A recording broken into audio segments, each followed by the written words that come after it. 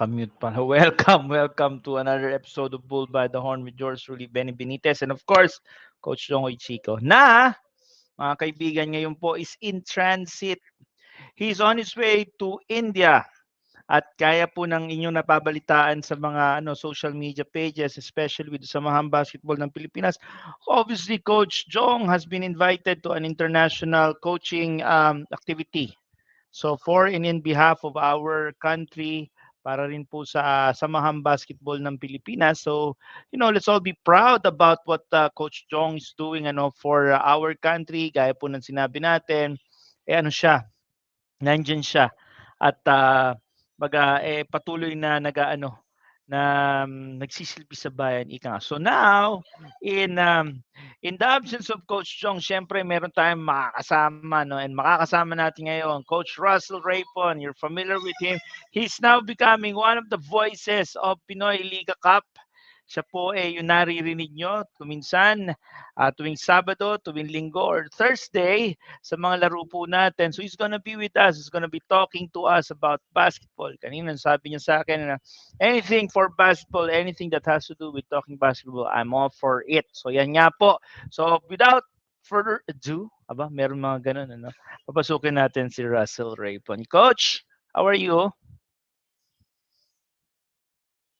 Appreciate that. You make me sound like like I'm worth $1 million. I appreciate that. Syempre, you always are, Coach. How are you? What have you been up to? What are the things that's keeping you busy apart from being the voice of Pinoyliga Cup, the analyst? What's up? I just gotta say, can I just say this first? I just want to say congratulations to Coach Jong. I think it's amazing that and sort of reflective of where Filipino basketball is at this moment in time. The fact that SBP is has saw fit to recommend Coach Jong and allow him this opportunity to learn learn about the up-to-date coaching methods and techniques.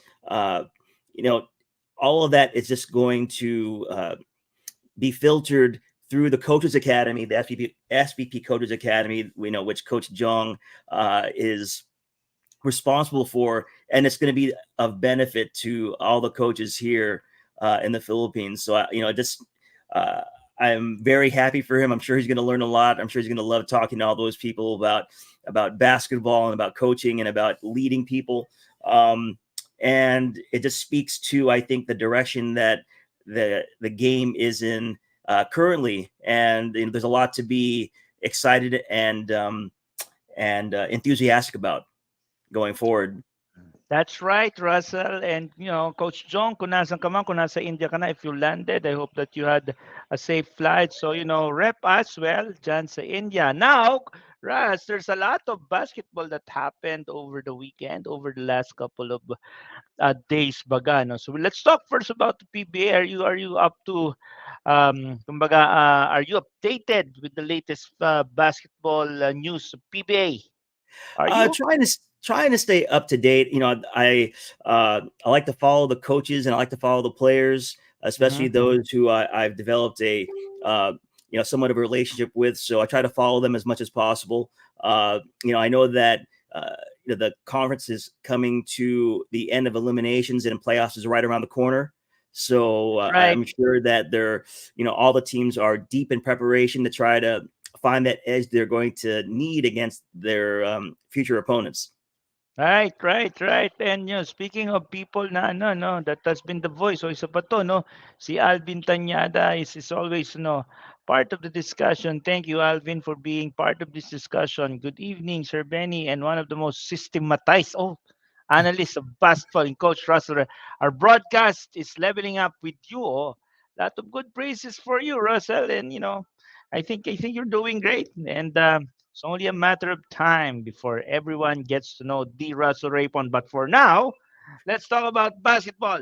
Let's talk about PBA leveling up in terms of intensity because it's close to the playoffs. But before anything else, Russ, let's talk about what has been happening pagdating dito sa team standings of the PBA. Let's talk about it in terms of who is upstairs. 7-0, the San Miguel Beermen, of course, followed by the Magnolia Chicken Templados with 5-2. Pagkatapos nandyan din ang Barangay Ginebra San Miguel 6-3, and then followed by of course Coach Jong's team. He is the assistant coach for the NLEX Road Warriors, of course coached by Coach Frank Lim.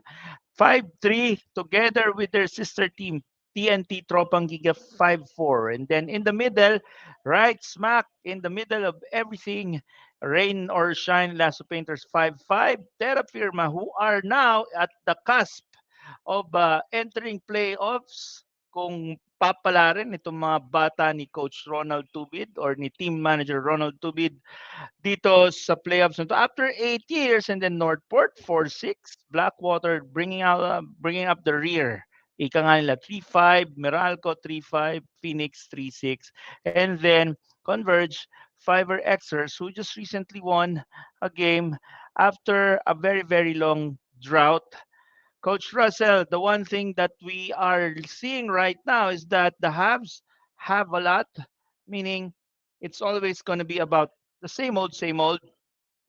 Ginebra San Miguel Beerman, and Magnolia Chicken Templados upstairs. What do you think about this?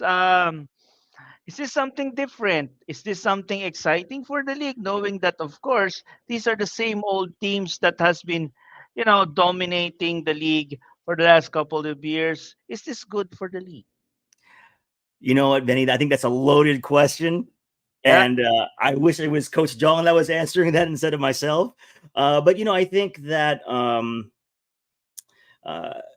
I was excited when the conference started to see, when I was seeing that um, uh, Terra Firma and Blackwater they were having a measure of success. They started off the season strong. Of course, you're going to have the usual suspects at the top of the standings, but it seemed like there, especially with the All Filipino Cup, there was a possibility that teams that hadn't seen success or sustained success, lately were positioned to do well.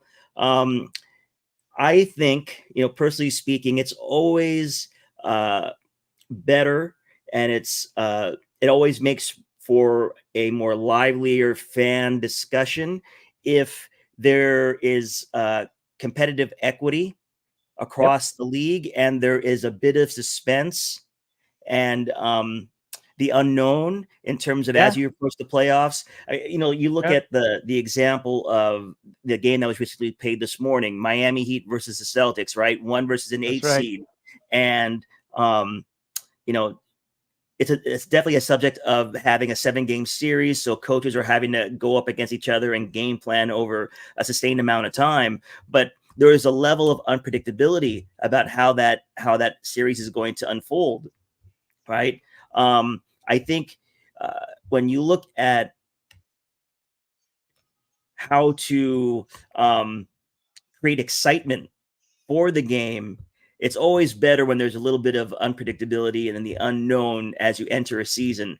Will and regardless of what team is your favorite, who you really root for, there's a level of anticipation about the games coming up on Wednesday and, Right. and Saturday and Sunday. Like, oh, I wonder how they're, this team is, I wonder how Phoenix is going to sustain their success, which they had last conference. You wonder whether or not Blackwater can continue, the strong start that they had at the beginning of the year. So um, everyone loves a winner, right? Yeah, Everyone loves a winner. Everyone loves the dynasty. Uh, people can get behind those things, but when you look at the common fan, the fan that may not be completely entrenched in terms of the culture and the legacy of a certain team, like a TNT or a Ginebra, the the common fan is definitely going to be drawn to uh, you know competitiveness and that's the right. and that's just, I guess, it's talking as or speaking as a basketball purist. Mhm. um you know you think about the NBA, you love the dynasty of the past 10 years of Golden State, but that's not going to last forever. And you have all these teams now that have positioned themselves to do well. You think about what Denver's done the past couple of years. You think about what OKC's doing now. You think about the Magic that were, Yeah, Paulo you know, Banchero. Yep. yeah, I mean, they've drafted well. They have a solid core. They have a good coaching staff that they've had patience with, and now they're in the heat of the playoffs. So if there's a way to get back to that, I don't know what the solution is, but if there's a way to get back to that, I think it will inject a lot of fresh energy, and will inject a lot of new fans That's right. to the PBA. So That's right. That's that's my take. I don't know if people are going to right. agree with that, Mga but kaibigan, kung kayo po ay may mga hot take about what's the current state of the PBA, because I think it's the elephant in the room that we're speaking about here, and there's a lot of people that has been talking about this is the league that we have grown accustomed to. This is the league na kinalakihan ko, and I'm one of those people that actually has I don't know if you want to call it nananawa or naumay with what's happening with the PBA, but really I'm one of the fans na talagang I think I'm one of those that has been alienated by what's happening in the PBA, and I do hope that this becomes a start. I mean, this conference could be a start. Why? Even though we have the haves, ibig sabihin po, talking here of the San Miguel group having a lot of equity in terms of getting good players, but at the same time nagtatranslate kasi yan into the good performance. But at the same time kumbaga we like to see a lot of tama si Russell, a lot of excitement, and I think with what's happening in terms of correct me if I'm wrong, Russell, the predictability of situations, it draws less storylines. It draws less something to talk about, something to get excited, because I think the impact of sports to a common person or to a common man is that it is something that inspires. yeah, Sports in general, it's something that inspires, something that could be aspirational, something to pick you up. And I think if at the heart of everything is the fact na hindi na yata tayo nakakabunot ng ganun. We're not getting a lot of these emotions, being drawn already, because the storylines are simple. It's gonna be a couple of teams dominating and a couple of teams that will be in the middle of the pack and a couple of teams that will be the outliers down bottom. So there's not a lot of inspiration that's been happening, and that is a big impact to the common. Kayo po mga kaibigan, kayo pong mga nakikinig sa amin, ano nga ba naging impact nitong ganitong sitwasyon ng the PBA? Because we're one with everyone else that we love this league because this is the league that we have grown accustomed to, and we don't want to see that there's an impact already, Russell, with how you're seeing the attendance on ground at sa mga talaga nanonood. And I think it has to be addressed. I think katulad ng sinabi ko, it's the elephant in the room. It sure. has to be addressed. But what do you think about that? Is that there's less emotions, there's less to talk about, and there's less things to get excited about. Tama ba ako? Well, I think there's definitely a point to be made regarding um, the injection of new storylines within the league that can inspire, that people can aspire to. I guess the one thing I do want to say, and I want to make sure that I don't leave this out, is you know there is a there is hard work that comes into creating excellence and creating a legacy. So I would never want to downplay the work that the teams at the top, the San Miguel group and the MVP group, their teams have had success for a number of factors. Most importantly, of which there is a level of consistency that they operate with. They have not that the other uh, teams and programs don't have you know, uh, capable coaches, but you're talking about the Tim Cones, the Tito Victoreros. I mean, like there's the Chot Reyes. I mean, these are the top coaches in the nation coaching in the premier league in the Philippines. So we don't want to downplay the fact that these people, these groups of players, these groups of coaches, these management teams have really been smart about how they've used the rules to their advantage and created teams that are perennially good and that perennially compete. Now the question becomes, in terms of injecting new storylines, how do we um,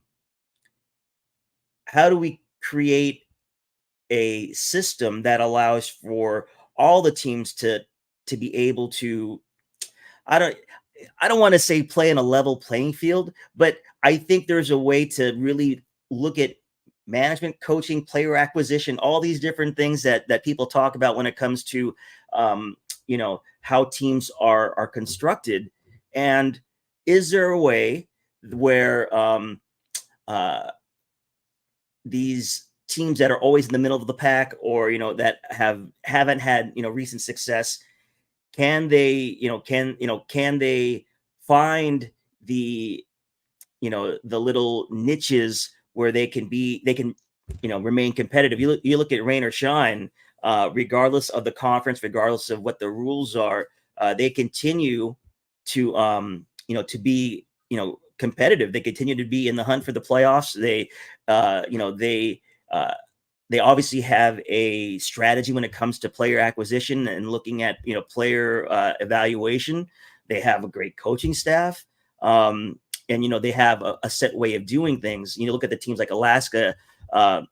Prior to converting into Converge, Alaska was also an organization that was able to, without being top heavy, right, in terms of all the resources, they through sound management, through hiring good coaches, and really putting together solid teams of players that played for each other, they were competitive. So I think I would love to see the day when you look at a UAP game and it's even if it's NU and UE, there's people in the stands. I'd love to see that be the same in the PBA again, where you can it's like Yeah. standing room only, but Yep. it's for like an ROS Terra Firma game. Because for me, the talent's out there, right? There's good players everywhere. It's really a matter of the infrastructure and the way you approach winning and the way you approach team construction that can be the difference. And obviously, with the teams that are top heavy, they've figured out the formula for their teams, and like I said, they're using the current rules to their advantage, and you can't fault them for that. That's they're shrewd in that way in terms of how they've put together their teams. Now it's a Yep. matter of how do the other teams find um, find that magic formula for success, whether it's Right. management, coaching, player evaluation, timely trades, player development, all of those things can give you an edge. And so I think that becomes now at least for me, if I were in that position as a coach on a staff or management, I have to find an edge that's going to allow me to at least put a competitive team on the floor every time there's a game. And Yeah. that Yeah. if you're able to do that, then there's the unpredictability, there is the storylines. You look at Pinoyliga Collegiate Cup, there's so many storylines just based off, and this is like a preseason tournament, but there's so many storylines that come into play because of how they're constructing the team, who's available to play. All you have, for me, it's I consider it a transfer portal where you have players that are finding other opportunities in other schools, and then how are they integrating with their new teams. I mean, those are storylines that basketball fanatics, they'll just sink their teeth into, and you create enough of a buzz that way. I think that's what's going to draw the fan that will catch a game on TV. Like That's right. if they're strolling through the TV, they'll see a game being played. yeah, okay, this looks like it's competitive. I'm gonna stop and watch. That's right. That's right. Yeah. And I think there's a lot of things, that can be discussed on that. And we're hoping and we're praying that the PBA as a league figures it out. Yeah. For basketball sake or Philippine basketball sake. Now, speaking, of course, of figuring out, I think the NLEX basketball team has already figured it out. Of course, with Coach Frankie Lim and of course our very own Coach Jong, because the NLEX Road Warriors are up there in the middle of the pack, 5-3 ang kanilang team standings, and we're hoping for them to continue. Of course, obviously tayo po mabias ba tayo para kay Coach Chong? Siyempre, kasama natin yan dito. But, mga kaibigan, talk to us about the NLEX Road Warriors. Are they coming back again to the Kiefer Ravena age where they have one big talent in Robert Bolick, but palaging banderang kapos, knowing that there isn't a lot of loaded names in there, although syempre there's always going to be a lot of new talents coming in, but to compare NLEX with San Miguel is a travesty dahil napakalayo ng talent level top to bottom of San Miguel versus NLEX. Is NLEX, while they have figured it out, nandyan sila, very competitive, is it enough? Or are they coming back to the stage where their main guy during around 3-4 years ago or 5 years ago was Kiefer Ravena, and Kiefer Ravena was the only one, or was really the most marketable, was really the one that has turned the corner for the franchise. Bumabalik ba sila doon? What do you think, Russell? Or do they need more? Well, I think any team is going to be looking at how to best improve their team. I mean, like the ability to be able to trade to get Bullock on their team. That's not an easy task to pull off. But when you look at how they're currently constructed and where they can go, you can sort of see that, at least for me as a coach, looking at, outside looking in. So you add a guy like Coach Jong, experienced, has won at the highest level, understands the modern PBA game. For me, that's an investment, on the part of the management. Okay, so we're going to, for me, it's an upgrade. I mean, not that the other coaches weren't great, but like you're adding Coach Jong, that's, that speaks to a, a team and a management that really wants to make a push to be competitive on a every conference.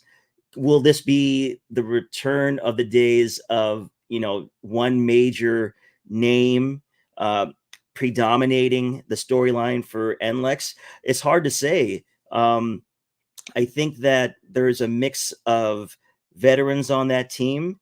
You have a guy that can get a shot anytime he wants in Bullock.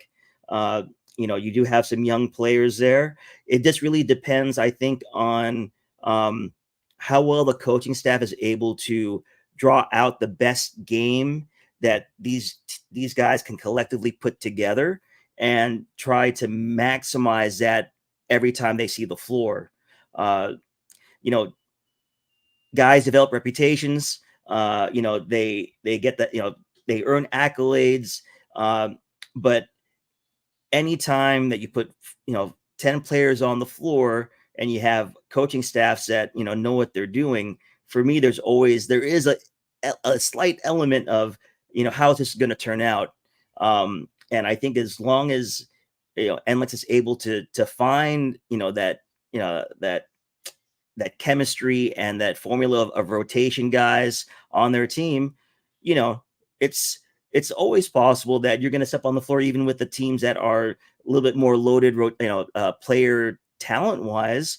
You'll always have an opportunity to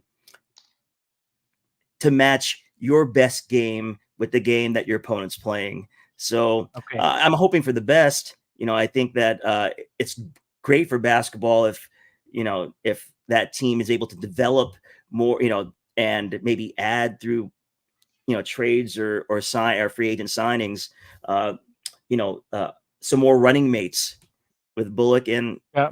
that would be exciting because Bullock's an exciting player. You think about one of the things that is great at, in terms of creating storylines is, would I pay money to watch that guy play? So like, when I actually take money out of my pocket, pay for a ticket, go to the arena and watch a guy play. For me, Bullock is one of those guys. You think about Scotty Thompson. That's another guy. Like, yeah, he's an exciting player. I would actually put money down, instead of staying at home That's right. to watch. So that would be the, we're talking about this general conversation about the PBA. How well can each of these teams put together, or these management teams, how well can they put together a team that has some guys that you would pay to watch? That's For right. me, Bullock is one of those guys. I think you hit it right, spot on, ano. Tama 'yung mga kaibigan. Sino nga ba yung mga players na sino ba yung babayaran niyo uli para mapanood? Magandang ano 'yan, it's something good for the league, ano. Again, probably mag-create din siguro sila ng mga bagong mga hero, bagong mga bayani ba. O ito yung ating head technical ano, si, Mr. Ian Borbe nagpapa-shoutout, "Boss, ikaw ang boss ko." Ayan. Sa mga kaibigan, sino nga ba 'yun? Sino nga ba 'yun? Sabi nga ni Chris King de la Cruz dito, kaibigan din natin kasama sa broadcast, 'pag nag-championship daw yung Terra Firma tsaka Blackwater tsaka Raynor Chan tsaka Global Port, eh, 'yun na daw ho yung panahon kung kailan magbabalikan ang mga fans. Ako po, gusto ko pong balik sa panahon na 'yun, yung panahon na, ito na makikita yung tanda namin nila Ian Borbe dito. Yung panahon na ano, Hinebra versus ay yung Añejo versus Pure Foods, tapos laglagan, tapos di mo alam kung sino papasok, tapos talagang di mo alam kung anong mangyayari. Ngayon kasi yata talaga Russell, alam mo na eh. That's the problem, ano. Alam na natin that we already know what's gonna happen, and that I think is something that well, the league has to probably figure out. But now something else has to be figured out. Is this the end of the road for the oldies but goodies of course the Tropang Giga, 3NT Tropang Giga? We're talking here, of course, of Kelly Williams, Ryan Reyes. Wala yung picture ni Ryan Reyes. And of course, the great Jason Castro. Is this the end of the road? Is this already where the rubber meets the road? Or probably this is where we will tell everyone that I think it's time to really transition fully. Or is there something else? Meron pa ba tayo mapipiga? Russell, your thoughts on this? Well, when it comes to great players, you always want to see them, for lack of a better term, go out on their own terms, right? We, as a fan, we want to be able to see our favorite players, our heroes, be able to decide, not because of injury, not because of any other circumstances. They're going to say, I've done all I could in my career. I've maximized my body, my mental capacity, my IQ, everything. I've invested, I've sacrificed, and now it's time to take the next step, in my personal and professional evolution. Like, I never want to count a champion out, and those guys are champions. Ryan Reyes has always been one of my favorite guards. For me, he's like this prototypical Filipino guard because he has the size and he has the IQ and he can do so many things. Of course, the Blur, considered one of the best guards in Asia. And then Kelly Williams, I mean, that's a stalwart for that team for so long. I hope that we get to celebrate them for sure whenever they do decide that, they've given enough to the game. I hope we get a chance to celebrate them for who they are and what they've given, not only to the PBA, but to the fans, to Gilas. I mean, these guys have had a real impact Oh yeah, of course. on Filipino basketball. So yeah, is it the end? I don't know. I never count out real competitors. And those guys are real competitors. They might find another gear that we just don't know they have, and then they'll they can play another conference.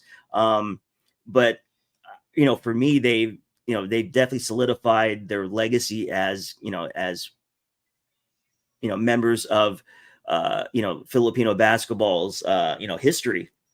So Right, right. But you know what? My opinion is that Talking Tex has long been a competitor. When I say a competitor as a team, it wouldn't be complete. And I think um, I don't know if this is something that added up to I don't know, to the lack of interest. But teams like Talking Tex, who would probably give the San Miguel teams a good run, are now really slowly fading. And it might probably and then the rise of someone to really compete against the teams might just probably be one of the storylines that needs to happen for the PBA. It has to have someone that will really compete and compete hard and compete at all levels, and it would really, from time to time, throw a knockout punch and get a championship here and there, so that it gets a bit exciting for the league. So I guess I, we always have that extra gear that you're mentioning, Russell. You're saying? well, I was going to say, I think you know the uh, the circumstances are sort of they're right and they're ripe for a team to really take hold of the PBA and you know uh, create a compelling story for the fan base to really get behind. Um, you know, Sort of like we talked about before. Dynasties don't last forever. We're all, you talk to athletes all the time, and the one opponent that is undefeated is time. Time will catch up to everybody, no matter how strong, your infrastructure and your team and your players and your coaching staff is. The resources you have at some point, uh, you know, time will start to erode some of those strengths that you have. So I think it's just some team can take advantage of the situation as it stands and really make a splash. It's just a matter of for me, having a vision, having a true understanding of the landscape, and how to how do we create something great out of limited resources. You look at Miami Heat, Mm, right? How is it that these guys find these diamonds in the rough? The Duncan Robinsons, the who's the guy that went off today? I can't Jaime remember. Marquez. Jaime. Oh, I watched Jaime Jaquez. He played with one of my former players, Jalen Green. They played for the same travel team in the States, Ebo. And Jaime was a beast. He was as effective as Jalen in terms of, and what were they, under 17 at that time? But like, they find these guys that are under the radar, are not, don't have a lot of recognition, and they, whether it's through player evaluation, definitely player development, they make these guys into reliable, tough, players that always seem to come through in the playoffs. I mean, you look at the fact that Goran Dragic has like extended his career there. You would think that guy would be retired already, but he's still playing major, meaningful minutes in playoff games. So if someone can figure out what they're doing down there, talk to Coach Spoelstra and his staff, spend a year with them. I think there's lessons to be learned in a situation like that that can be translated to a team in the PBA. All right. I'm always hopeful. I try to be the glass half full guy, but especially when it comes to basketball. So it's sort of like, this hammering at that, cracking that nut, hopefully or if you think about a piece of marble that's chipping away slowly, one chip at a time, to hopefully unveil the masterpiece that's sort of underneath all of that. We're hopeful every time, Oh, I share the sure. same thing, of course. So knocking on the doors of the PBA. Give us more storylines, sirs. Yeah. Give us a chance and something to hope for, something to be excited about. Try to build a lot of new heroes, not just heroes for specific teams, but someone that will champion the league and just probably tell the common tao, no, the yung pedestrian, yung common na fan na panoorin niyo ulit kami. Meron gano'n. Kailangan we need the Jaworskis of the world. Yeah. We need those types, So, ayun po mga kaibigan. So let's talk first. Let's kumbaga PBA. Again, all of us are praying for you. We're rooting for you to be bigger, better, and stronger to stake your claim on your actual place in Philippine basketball. But talking about the place in Philippine basketball, alam mo ba, Russell? Do you know that the Pinoyliga no, not just the Collegiate Cup, but Pinoyliga will open up this June? The Pinoyliga Women's Cup.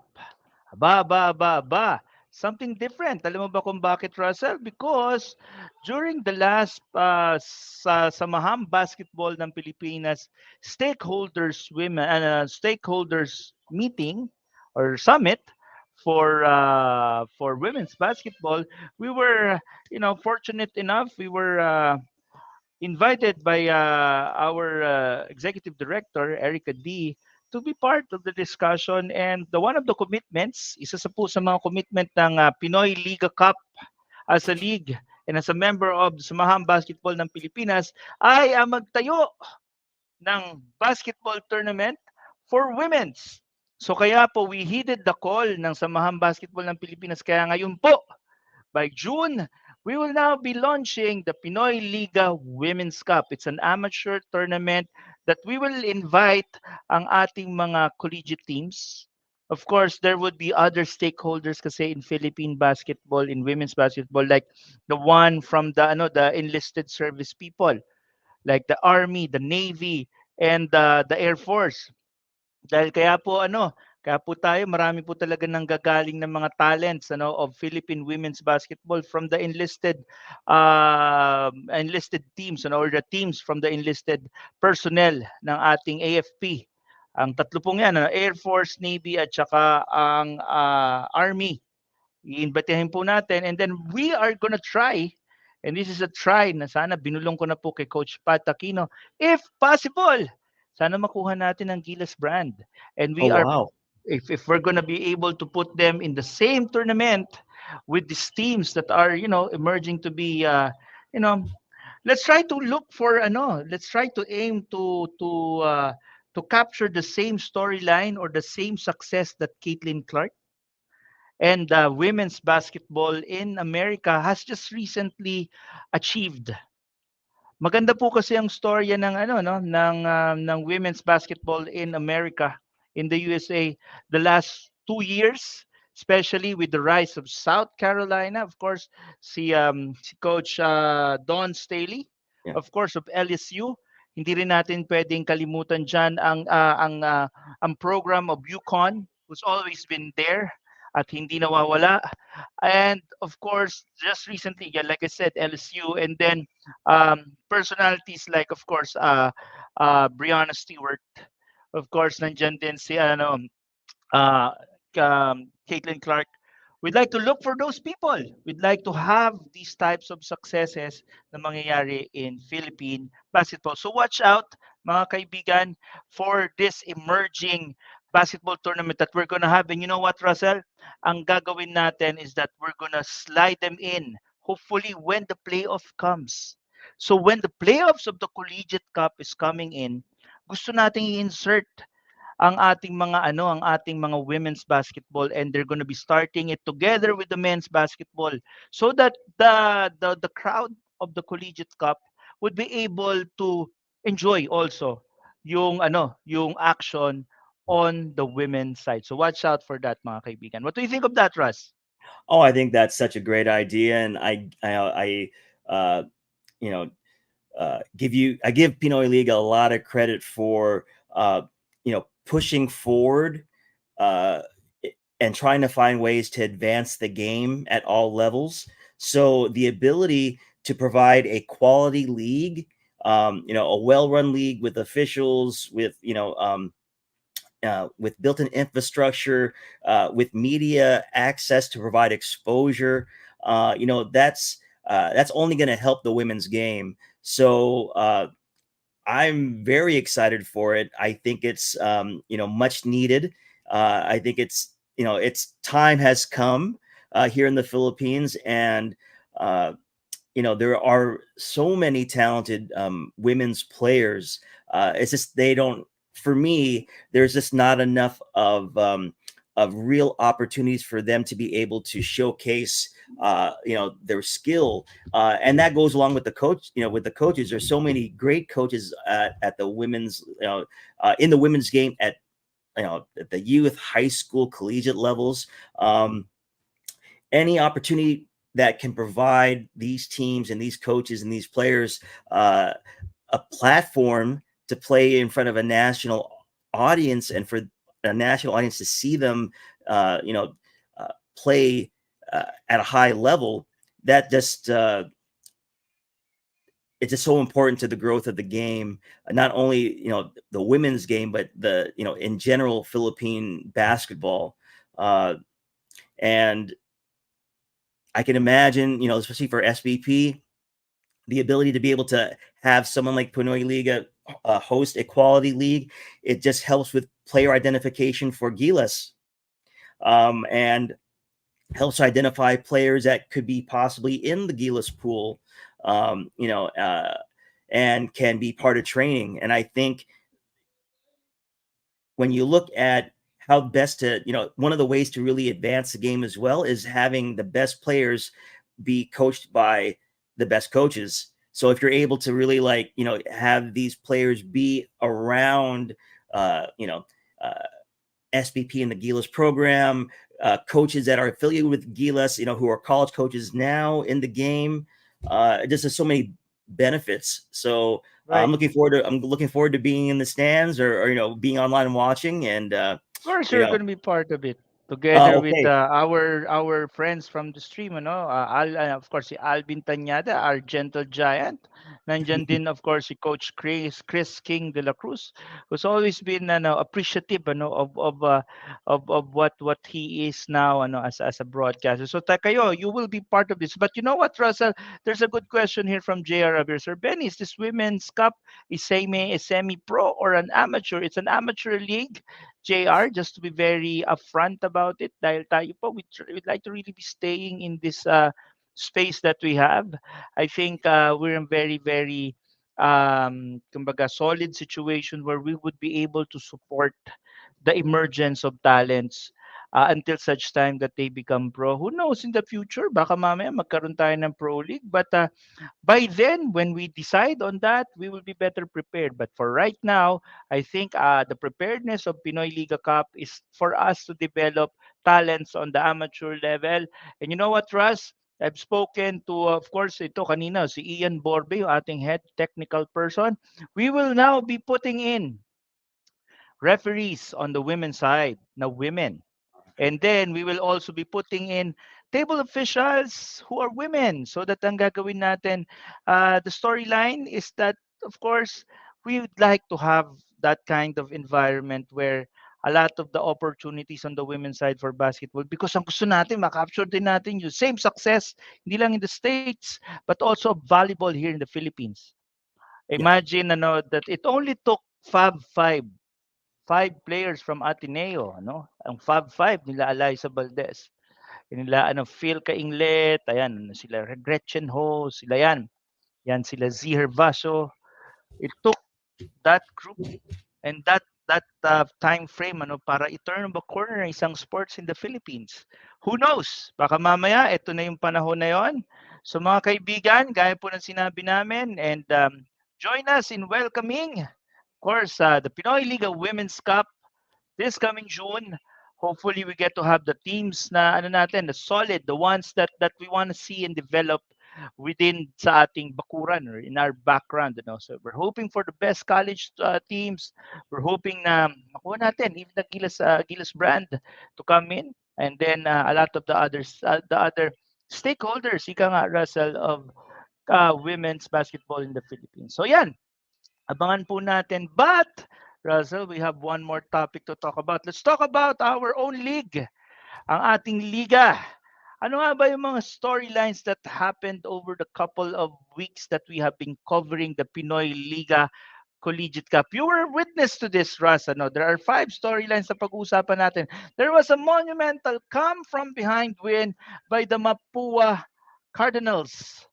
Have you watched it? Ikaw ba yung nag-call ng game na to, or was it Chris King de la Cruz and our friend Justin Almeida? But have you had the opportunity to watch this ball game, Russ?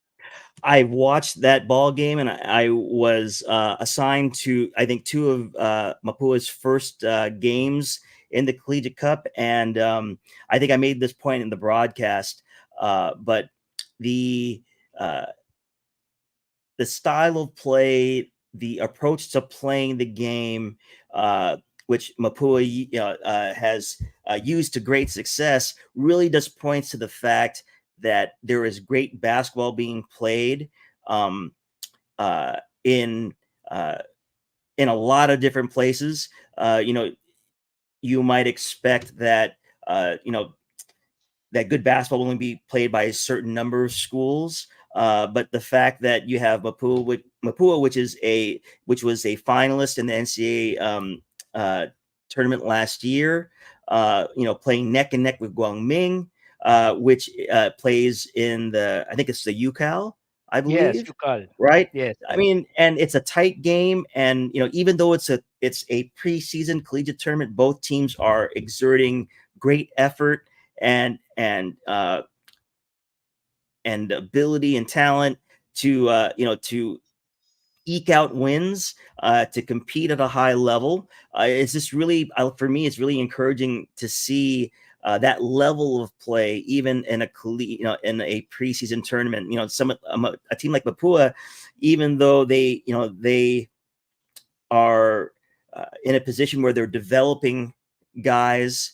They're trying to see what the rotation is going to look like, trying different combinations. Definitely the style of play and the way they play the game. They play the game hard. They defend. They get after it on both ends of the floor. It just speaks to exciting basketball being played at multiple places outside of you know of Katipunan, or in Manila. I mean, there's just like there's great basketball being played everywhere. So it's really been refreshing to see Yep, Mapua play so well, even though quote unquote the games don't really count, right? In terms of it's not it's not um, uh, counting for their home league. The fact that they approach it in this way with such effort and hard nosed basketball, uh, they get put it this way, they give the fans a treat. I know watching them play, it's been great because every game there's been a different guy that's shown up, that's and right. that's With been that Mapua, especially yeah. The first game it was Abonete, I think. Habonete. Yes. Abonete, he was the first guy, and then now they have who is Escamis. Escamis, the Yeah, second, and the current MVP, and now it was Bangkale, and then it was Chris Hubilla, their top recruit, who yes, was really and I think to the credit of the Mapua coaching staff, who has been low key and who are good friends, Coach Randy Alcantara, Coach Nani Impundulan, and Coach Yong Garcia. Yan yung po yung three wise men ng ng Mapua. So mga coaches, kung nakikinig po kayo ang may sala dito sa ginagawa niyo sa Mapua dahil ang galing-galing nyo. So I mean, I think the wealth of experience of the three and their recruiting acumen, because they've recruited in-house, they recruited outside. I think it says a lot about the program of Mapua and how it has changed a lot over the last couple of years. yeah, Ang dami na nagbago. They were able to recruit back a few talents, So we're talking of yeah, si Quintes Camis was a high school phenom from their Red Robins program that went to UE and went back. And then they have Cyril Gonzalez now, who went to UP from their juniors program, went back to them. So they're taking a lot of these talents that went out from the juniors programs to going back And then yung mga outside recruitment din na ginagawa nila says a lot. And they're in fact what you call a mid-major program. They're not exactly, your North Carolina, if you Yeah. want to equate it to US basketball. But they're really looking for, they're really redefining what a mid-major program should be, because they're going to be very competitive. Ngayon, gaya po ng sinabi namin, if they want competitiveness, let's watch ang Mapua at ang UP sa linggo. Yan po ay mapapanood natin, and siguro for everyone's benefit, para maintindihan, we're going to be launching soon the big dance, 32 teams, 12 days, knockout system. It's going to be the March Madness of Philippine basketball, Philippine college basketball. Watch out for that, mga kaibigan. It's going to be on July. It's going to be the top 32 teams of college basketball in the Philippines, slugging it out, playoff style, elimination style, until one gets to be the champion of the big dance. It's going to be Looking forward exciting, to that. Russ. Yeah, looking Oh, forward to yeah. that. It's going to be so exciting. Now, another exciting thing that's happening is because our friends from UP, ang mga scholar ng Bayan, Russ, they're they're 4-0 now. They're like dominating the league. They're dominating their bracket, all because of this one person, Coach Goldwyn Monteverde, at ang kanyang very, very hyperactive or very, very proactive coaching staff. Coach, your thoughts on the UP 4-0? Were you even surprised that this is happening? I can't say that I was surprised. I can say that I've been very impressed with the fact that, given the fact that UP is playing in multiple, you know, multiple, Lineups? Ano ba? competitions, right? Competitions. And then they have upwards of maybe 30 guys in terms of their pool. They have the ability to, uh, you know, on a daily basis, right? If they were playing back to backs, they would be able to field two entirely different teams, and are loaded with, uh, with not only talented athletic players, but what I've been impressed with in watching them, in terms of the games that I was assigned, uh, they, they were taking good shots. They definitely have now, I'm not really fond of the word system, but they have their concepts that they use, on offense and on defense, and you can tell that they're well coached in those concepts.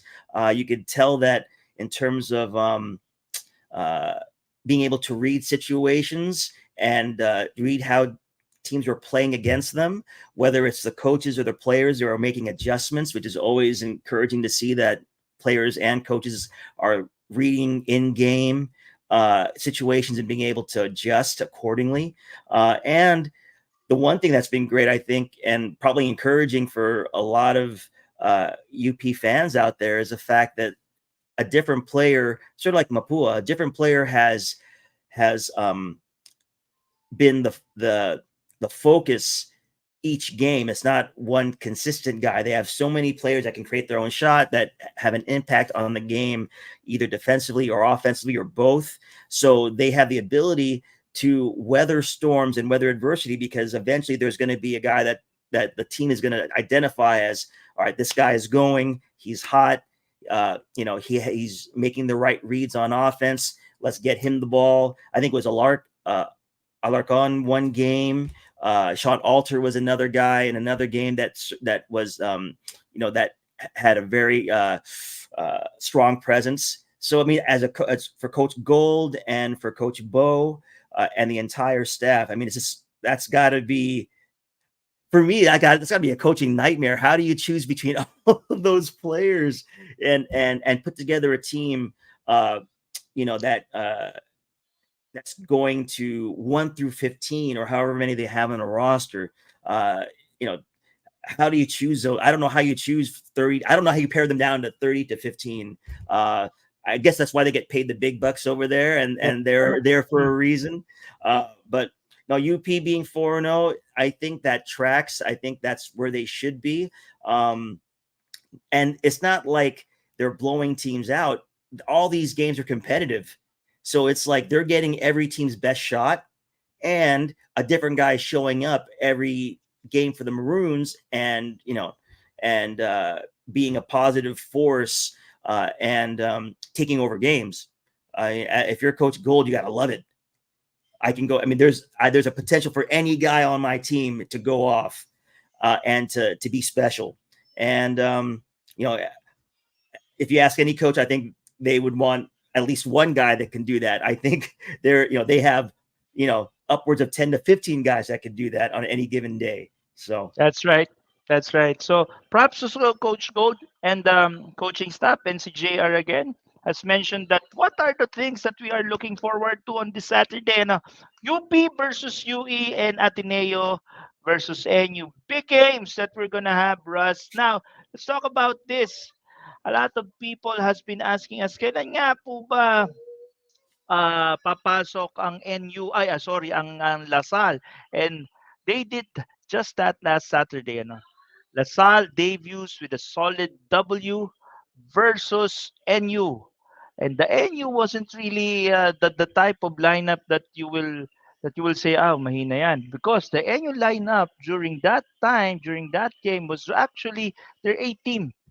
It's gonna be who they will be putting in basically 80% of their team. And I think LaSalle was really a head above water, or really a class of their own, in that ball game, or probably in this tournament. And as a fan, you kind of are seeing with clear visibility, naku, baka yata magiging Lasal and UP itong labanan na to. But we'll see. There's a lot of things that's gonna happen, and that's the good thing about college basketball, because you'll never know. But talk us through about what you're seeing with this Lasal team with your lenses, Russell. um I was able to call that game or be an analyst for that game last Saturday, and I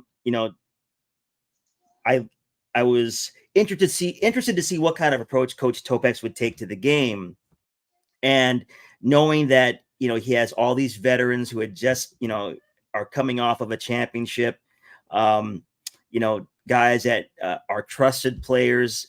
At the same time, he's trying to give extended minutes to some guys that need seasoning, that they're in a place where they could earn more minutes. I found it so interesting that Coach Topek started with this starting five you probably see in a UAP game, and I think outside looking in, it was a way to sort of settle everybody down. He puts a trusted group on the floor that they're veterans. They are very aware of the offensive and defensive concepts that Coach Topex wants to employ in a game. And then he slowly added, he slowly integrated newer players or players that have had maybe limited minutes in with the veterans. I think everyone in the gym was really excited and was anticipating, what kind of team LaSalle would put out on the floor and how they'd respond. You know, they look like they're the champions. They look like they're in a sense mid-season form. I'm sure there's a lot of refining that Coach Topex and his staff would like to do with the team. And obviously you're integrating guys like Jacob Cortez eventually and Keen Baklan. But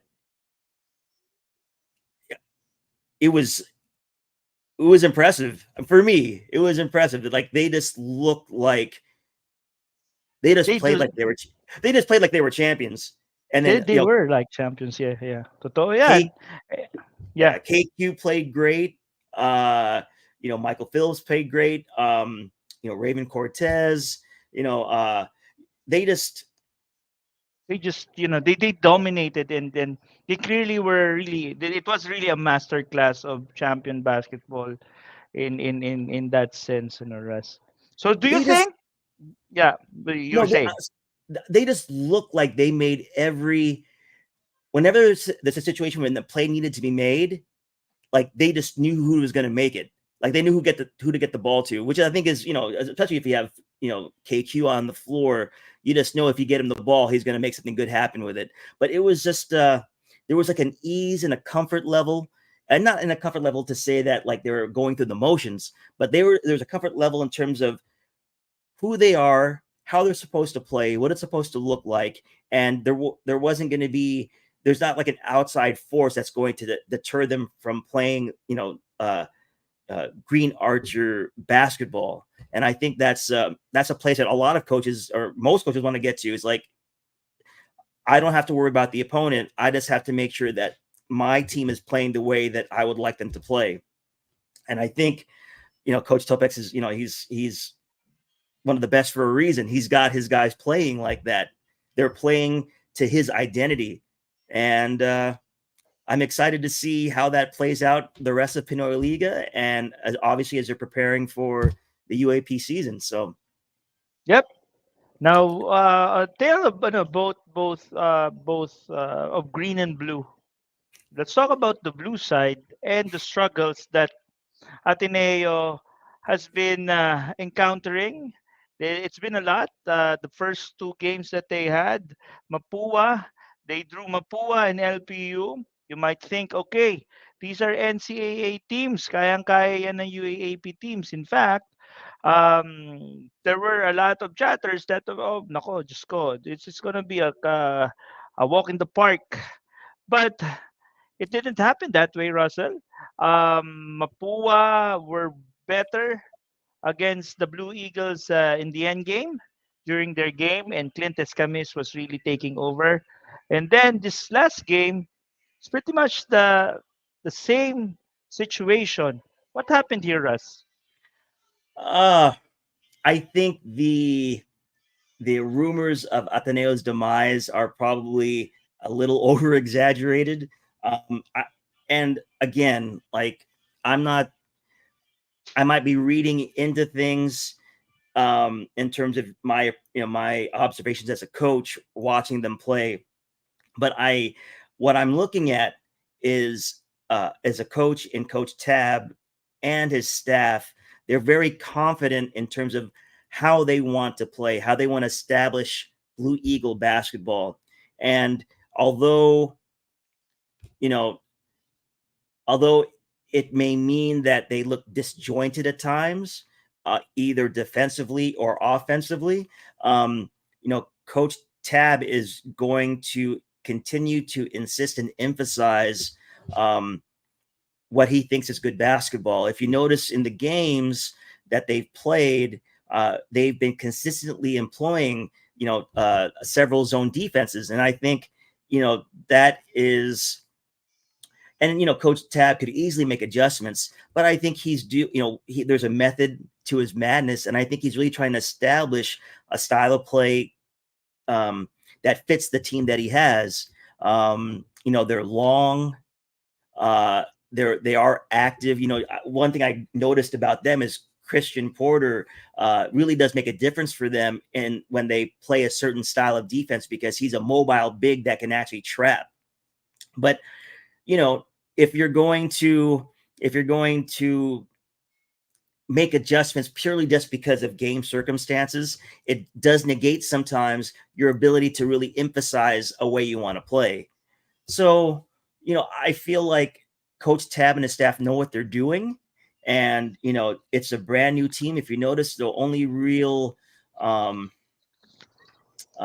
rotation guys that are left, that are remaining on the team are Kiteves, Espinoza, Mason Amos, right? There's no more Kai Bulungay and David Defonso and so on and so forth. The guys that have been in Coach Tab's system for years. And you're looking at a team now that because of their strategies in talent evaluation and recruiting, they're by and large players that are Phil Foreigners.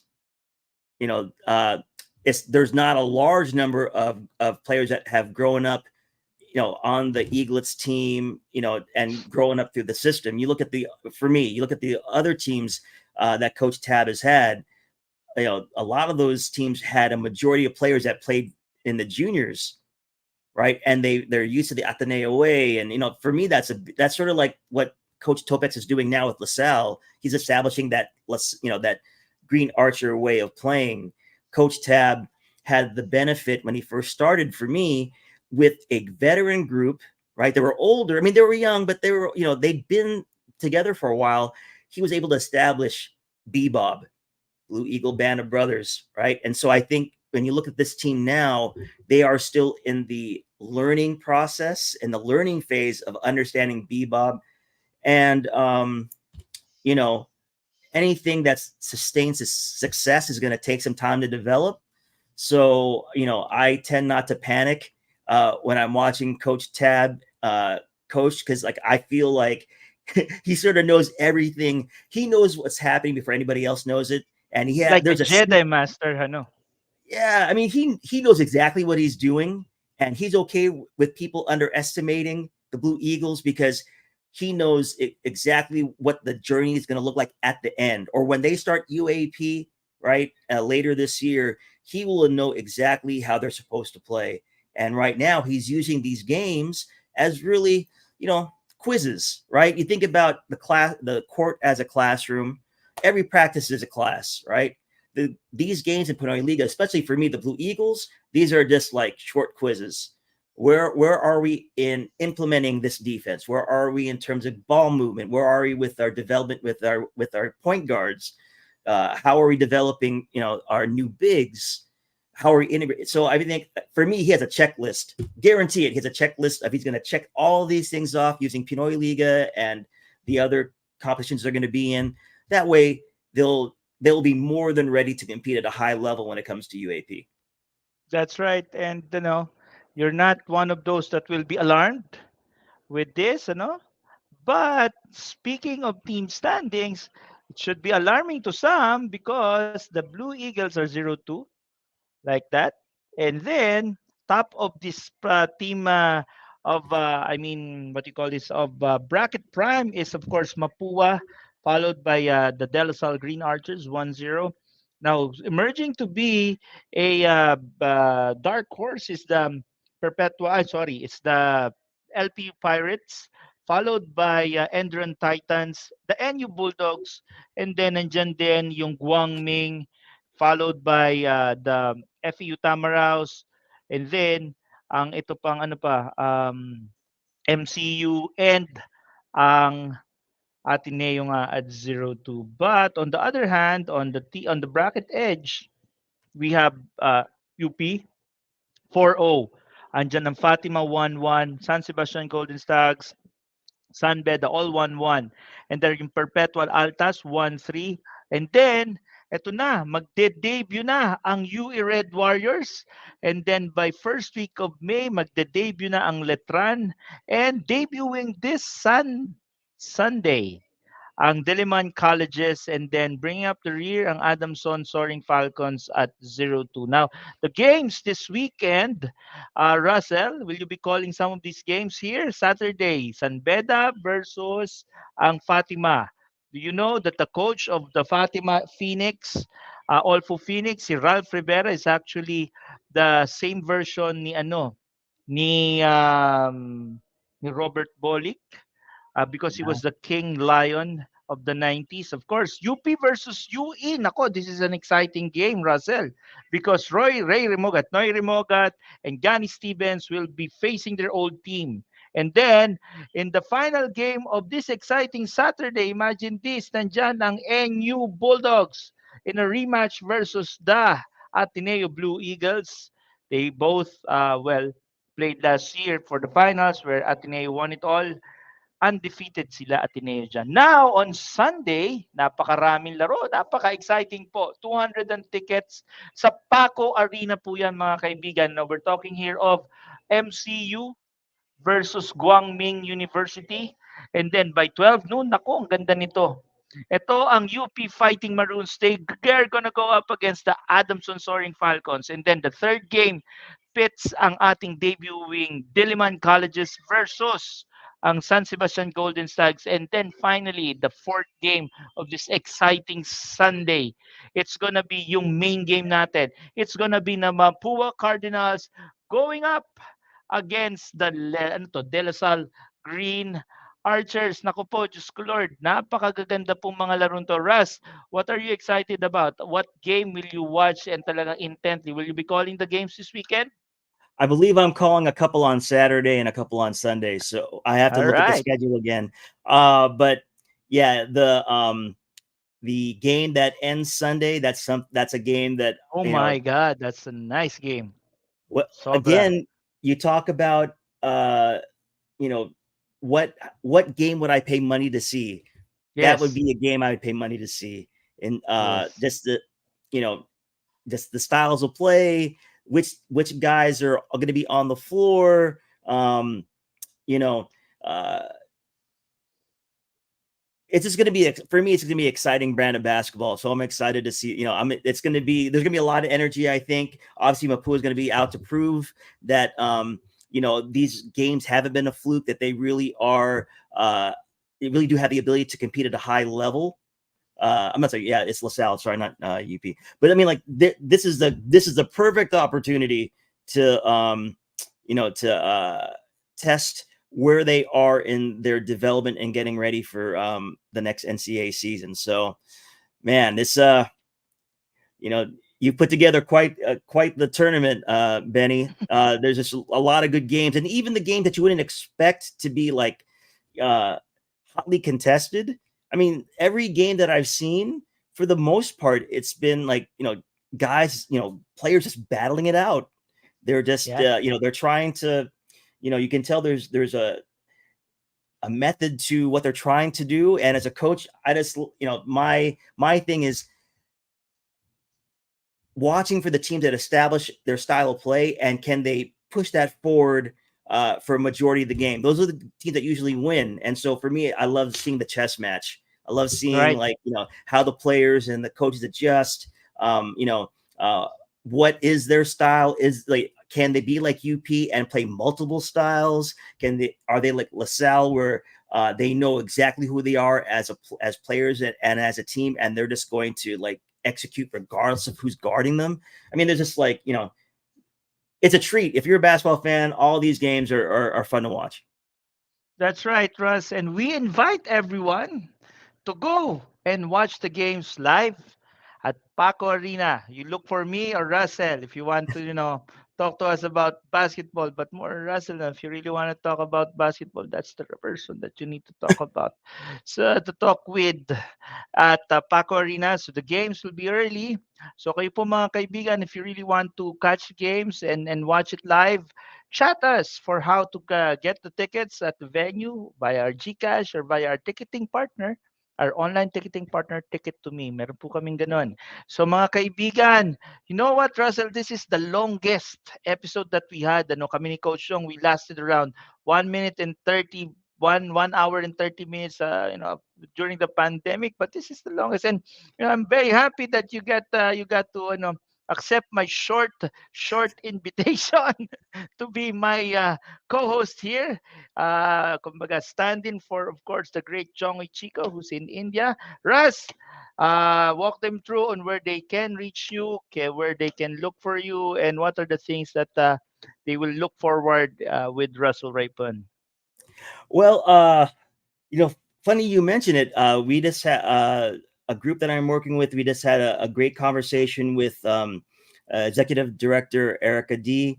And we're looking towards this summer to support grassroots basketball development, especially at the youth level. The learning to love the game, learning to train, loving to train.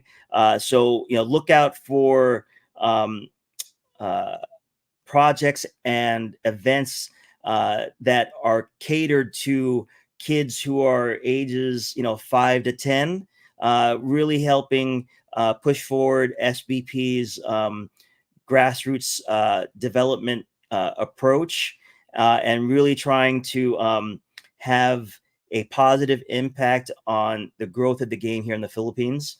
Other than that, you can catch me whenever I'm assigned. to Pinoyliga games. Other than that, I can't think of anything else.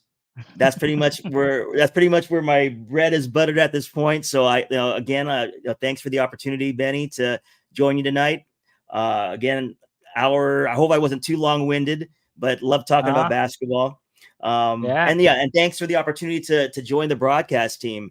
I've had a blast. Doing it, Diba? and I look forward to doing more games.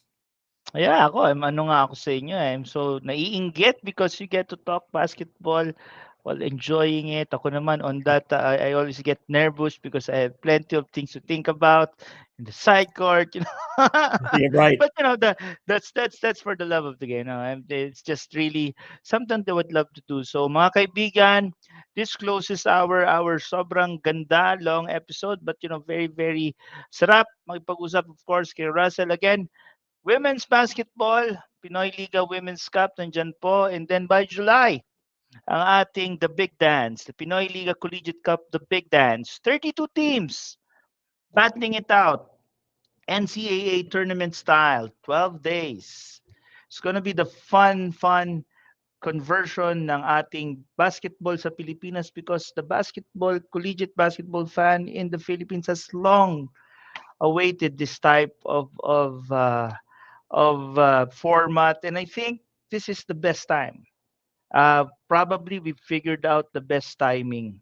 So ito na, mga kaibigan. So abang-abangan nyo lang po ano ang mga susunod. And mga kaibigan, sa ngalan po ng aking kaibigan, Kahate, and of course, ang kasama naming si Coach Jong Chico na nasa India ngayon, on behalf of Russell Raypon, Coach Russell Raypon, ako po si Benny Benitez na nagsasabi sa inyo, maraming salamat po at kasama niyo po kami ngayon and ingat po kayo palagi.